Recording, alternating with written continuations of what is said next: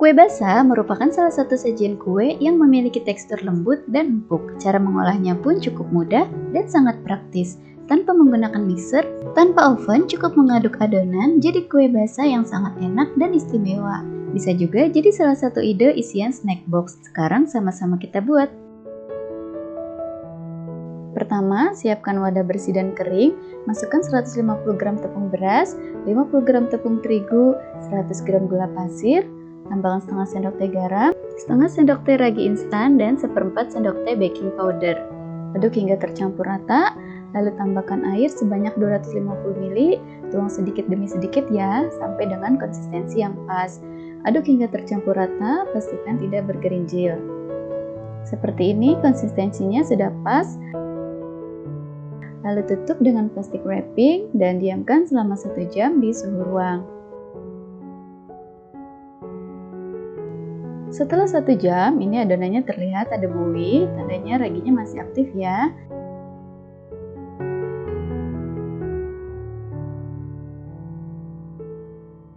Selanjutnya dari satu adonan tadi aku bagi menjadi 3 bagian, lalu diberi warna. Untuk warna sesuai selera teman-teman ya. Di sini aku tambahkan pewarna kuning tua, merah cabai, dan hijau muda.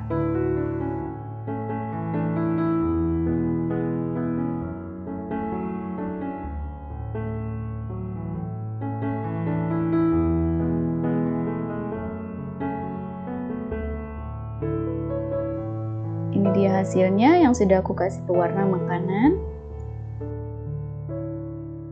Selanjutnya alis cetakan dengan minyak goreng tipis saja, lakukan hingga selesai.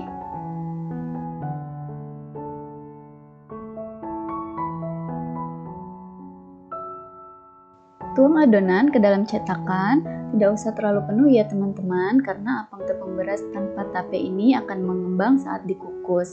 Lakukan hingga adonan habis.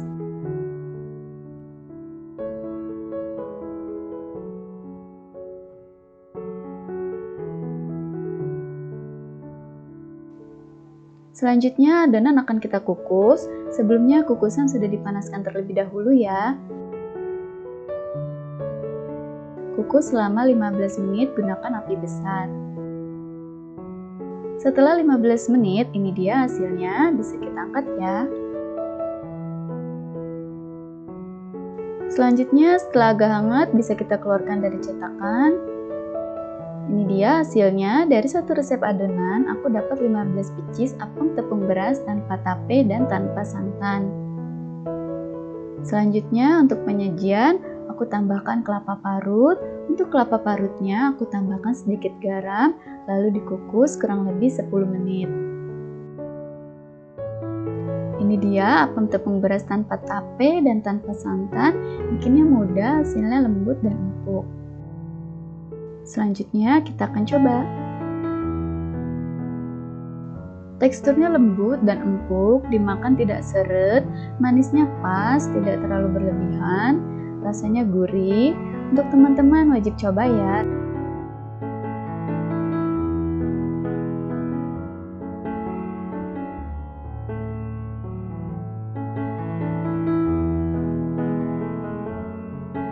Pertama, aku akan membuat isiannya dulu, yaitu unti kelapa. Siapkan 100 ml air matang, lalu tambahkan setengah sendok teh garam, tambahkan 2 helai daun pandan yang sudah disimpul, lalu masukkan 120 gram gula merah yang sudah dipotong kecil-kecil.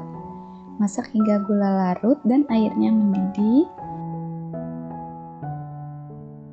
Kalau sudah mendidih seperti ini, kita sisihkan terlebih dahulu.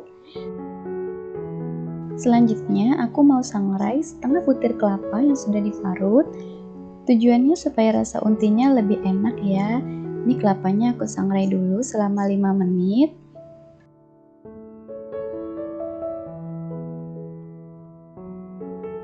Kalau sudah disangrai selama 5 menit, tuang dan saring air gula merah yang sudah kita buat tadi. Mohon maaf untuk videonya nggak kerekam. Selanjutnya aduk sampai rata dan sedikit mengering ya teman-teman. Kalau sudah mengering seperti ini, aku matikan api kompornya, kita biarkan hingga dingin. Selanjutnya aku akan membuat kulit dadar gulungnya. Siapkan wadah yang bersih dan kering, masukkan 250 gram tepung terigu protein sedang, tambahkan setengah sendok teh garam, setengah bungkus vanili bubuk, lalu aduk sebentar menggunakan balon whisk. Selanjutnya tambahkan 550 ml air secara bertahap sampai mencapai konsistensi yang diinginkan.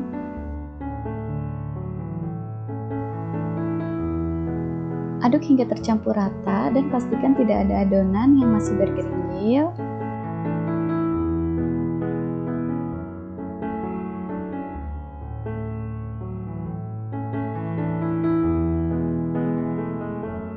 Nah, seperti ini konsistensi adonannya sudah cukup ya. Selanjutnya tambahkan 3 sendok makan minyak goreng, bisa juga diganti dengan margarin yang sudah dicairkan ya, supaya nanti kulit yang kita buat berpori. Aduk hingga tercampur rata dan homogen.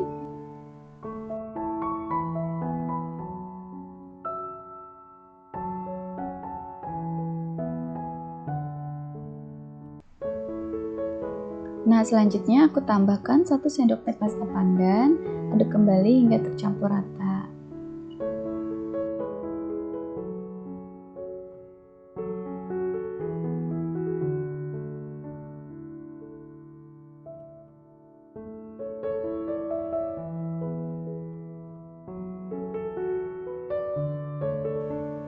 Nah, untuk mencetak adonan kulit dadar gulung ini, aku gunakan teflon walik anti lengket seperti ini ya. Setiap pembelian produknya sudah dapat wadah untuk adonan. Jadi kita langsung aja saring adonannya untuk memastikan tidak ada adonan yang masih bergerindil.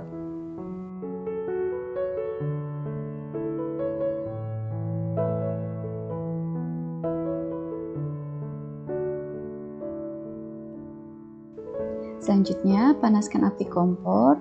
Alesi minyak goreng pada permukaan teflon dengan menggunakan kuas secukupnya saja untuk membuat kulit dadar gulung berpori. Tunggu hingga teflon panas. Kalau sudah panas, langsung saja kita celupkan ke dalam adonan seperti ini. Nah, ini sudah mulai terbentuk kulitnya ya. Pastikan teflonnya benar-benar panas supaya kulit dadar gulungnya nanti berpori. Masak hingga kulit matang. Tandanya bisa kita lihat di pinggiran kulitnya sudah mulai terangkat ya.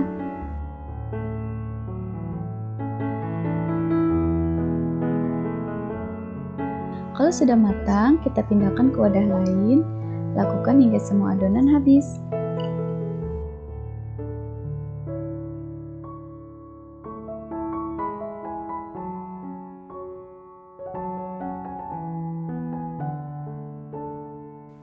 Ini dia kulit dadar gulungnya sudah jadi. Satu resep ini aku menghasilkan kurang lebih 20 pieces kulit dadar gulung ya. Selanjutnya kita isi dengan isian unti kelapa yang sudah kita buat sebelumnya. Ambil 1 lembar kulit dadar gulung. Lalu ambil 2 sendok teh isian. Letakkan di tengah kulit dadar gulung.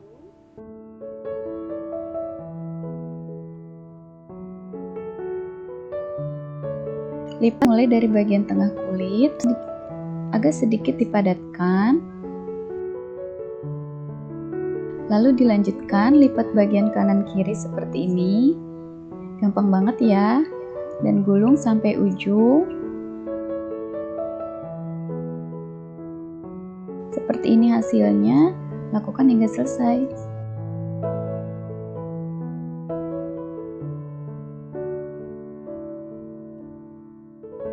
Ini dia dadar gulungnya sudah selesai aku bikin.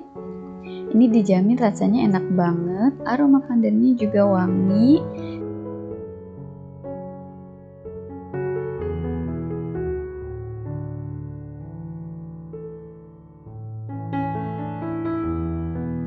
Sekarang kita coba ya.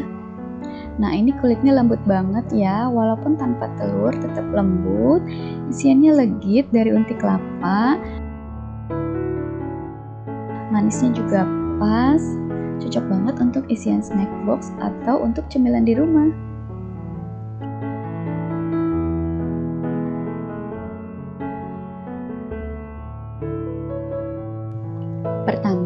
sudah panaskan kukusan untuk mengukus kelapa parutnya. Di sini juga sudah aku tambahkan setengah sendok teh garam, lalu kukus selama 10 menit supaya kelapanya tidak mudah basi. Selanjutnya sudah aku siapkan ubi ungu sebanyak 200 gram. Ini berat sudah dikupas ya. Kemudian ubi ungunya mau aku kukus sampai matang. Kukusannya juga sudah aku panaskan sebelumnya. Nah, kalau ubi ungunya sudah matang, matikan api kompornya. Kalau sudah empuk, bisa kita langsung angkat ya. Selanjutnya, ubi ungunya aku haluskan dengan menggunakan chopper, bisa juga dihaluskan menggunakan ulekan.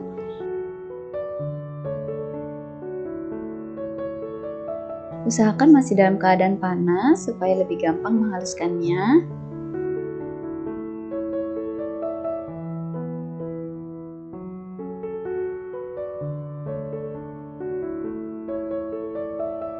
Seperti ini sudah cukup halus ya teman-teman. Selanjutnya kita akan membuat adonan kleponnya. Siapkan wadah yang bersih dan kering. Masukkan 150 gram tepung ketan putih. Tambahkan 1 sendok makan gula pasir. Lalu tambahkan setengah sendok teh garam. Aduk sebentar menggunakan spatula supaya tercampur rata.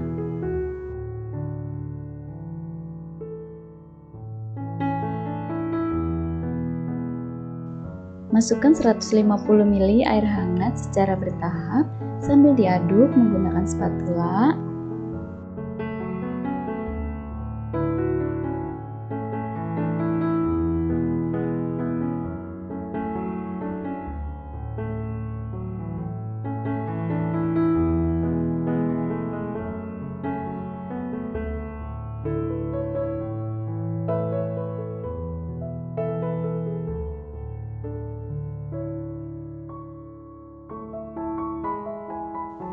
Selanjutnya, masukkan 200 gram ubi ungu yang sudah dihaluskan tadi.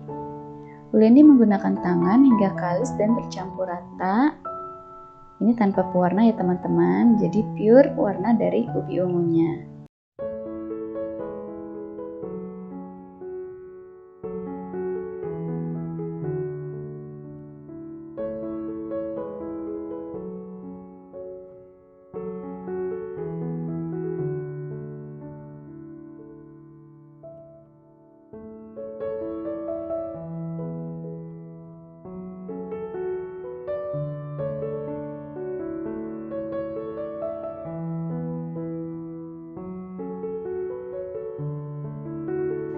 Seperti ini sudah pas ya.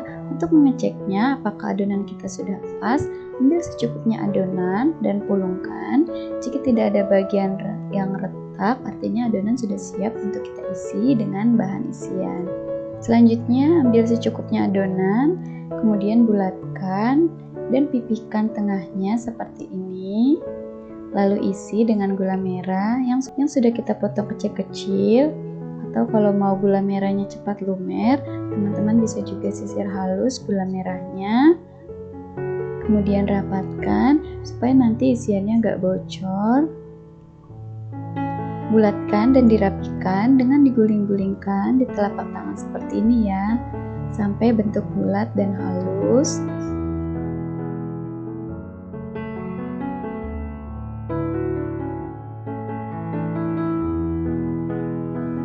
Seperti ini ya bentuk adonan klepon yang sudah diisi dengan gula merah. Lakukan hingga semua adonan habis. Ini dia adonan kleponnya sudah siap kita rebus.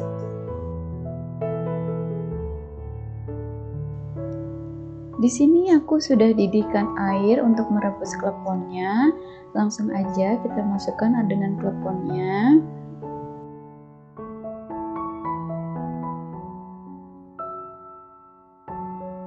Tunggu hingga seluruh adonan kleponnya mengapung.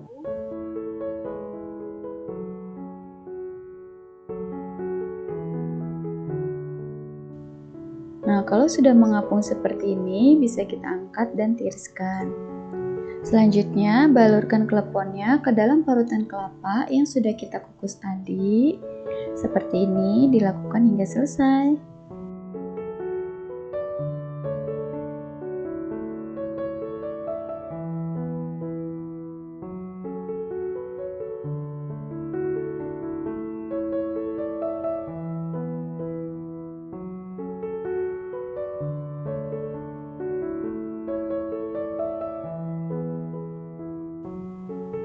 Nah, ini dia kelopan ubi ungunya sudah jadi.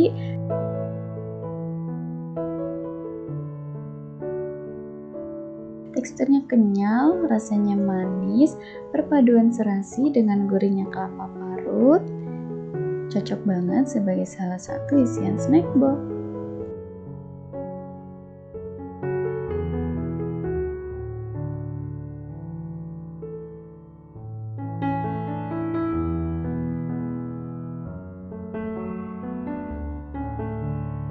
Pertama, siapkan wadah bersih dan kering. Masukkan 250 gram tepung terigu serbaguna, lalu tambahkan 100 gram tepung beras, lalu tambahkan 50 gram gula pasir, tambahkan 2 sendok teh baking powder, dan 1 sendok teh ragi instan. Aduk merata.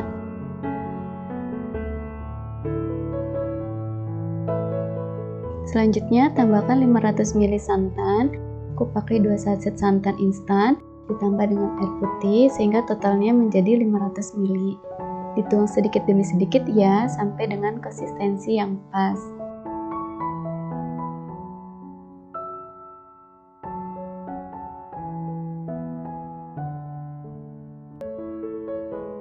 Seperti ini konsistensinya sudah pas.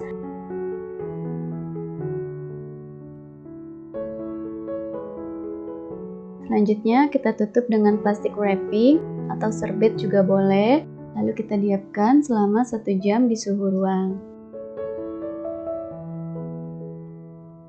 Sambil menunggu adonan, ini kita akan membuat kuah kinca. Siapkan panci, lalu masukkan 500 ml santan.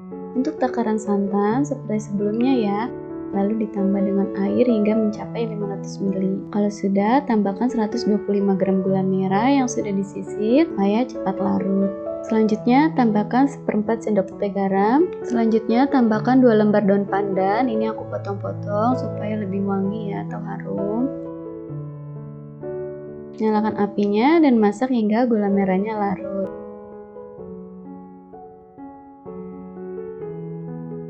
Sambil terus diaduk, ini aku pakai api cenderung sedang. Kalau gulanya sudah larut seperti ini, bisa kita tambahkan 1 sendok makan tepung maizena yang sudah kita larutkan dengan air sebelumnya. Untuk airnya kurang lebih 50 ml. Kemudian ini diaduk lagi dan dimasak lagi hingga mendidih. Kalau sudah matang, bisa kita angkat lalu kita saring.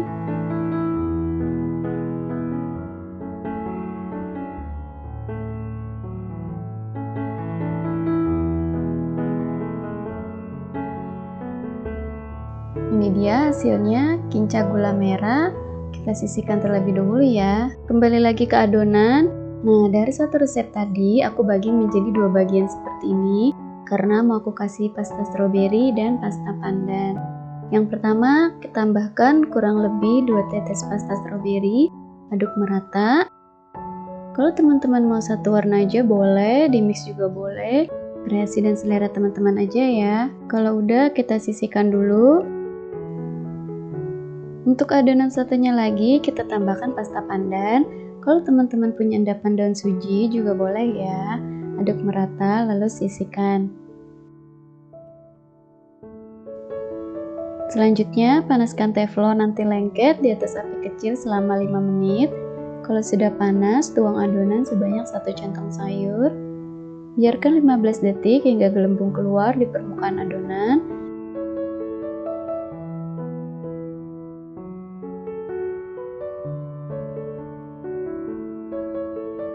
Selanjutnya kita tutup adonan supaya bagian atasnya matang ya.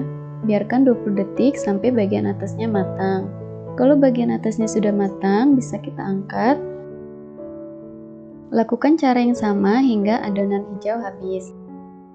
Kalau adonan hijau sudah habis, selanjutnya masukkan 1 centong sayur adonan merah. Biarkan hingga 15 detik hingga gelembung keluar di permukaan adonan.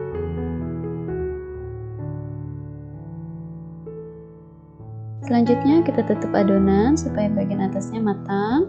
Biarkan 20 detik sampai bagian atasnya matang. Kalau bagian atasnya sudah matang, bisa kita angkat. Lakukan cara yang sama hingga adonan merah habis. Ini dia serabi 2 warna sudah jadi, warna merah dan warna hijau. Untuk satu adonan ini aku dapat 28 biji serabi. Selanjutnya aku akan tata di tampah kecil seperti ini. Ini bisa untuk dijualan, ide hantaran, atau bisa juga untuk suguhan acara arisan, rapat kantor, dan lain-lain.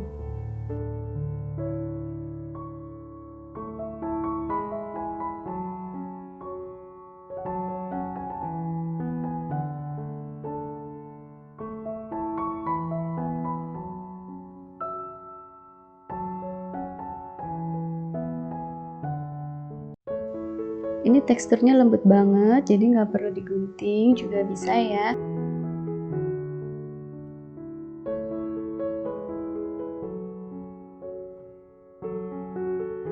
Kalau sudah disobek seperti ini, bisa kita tuang kuah kinca gula merahnya.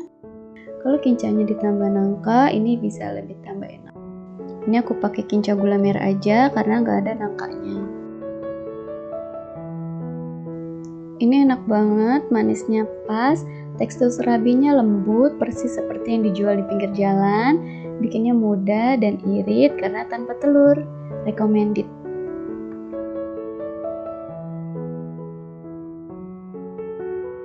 Oke, sekian dulu video dari aku. Semoga kalian suka dan juga bisa menginspirasi ya. Terima kasih sudah menonton, sampai jumpa di video selanjutnya. Assalamualaikum.